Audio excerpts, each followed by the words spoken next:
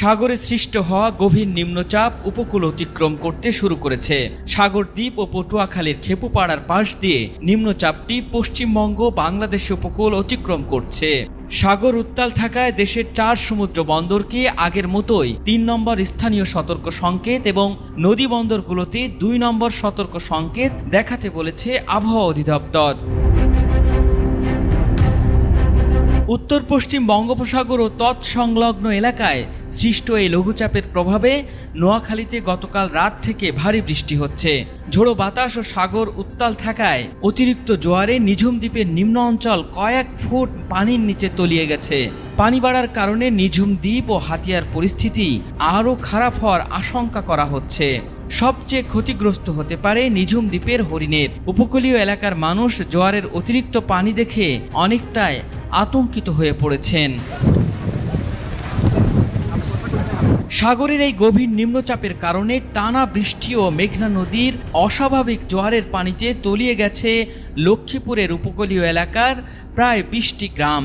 টানা বৃষ্টি, মেঘনার জোয়ারের পানি প্লাবিত হওয়ায় দুর্ভোগ এবং ক্ষয়ক্ষতির মধ্যে পড়েছে অসংখ্য মানুষ। আবহাওয়া অফিস জানিয়েছে, উত্তর পশ্চিম বঙ্গোপসাগর ও আশপাশের এলাকায় অবস্থানরত গভীর নিম্নচাপটি আরও উত্তর দিকে অগ্রসর হয়ে সাগরদ্বীপ ও খেপুপাড়ার কাছ দিয়ে পশ্চিমবঙ্গ বাংলাদেশ উপকূল অতিক্রম শুরু করেছে।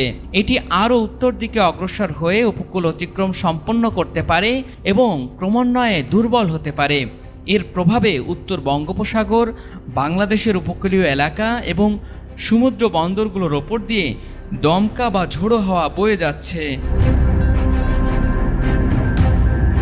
গভীর নিম্নচাপ কেন্দ্রের 48 কিলোমিটারের মধ্যে বাতাসের একটানা সর্বোচ্চ গতিবেগ ঘন্টায় 50 কিলোমিটার, যা দমকা অথবা ঝোড়ো হাওয়ার আকারে 60 কিলোমিটার পর্যন্ত বৃদ্ধি পাচ্ছে।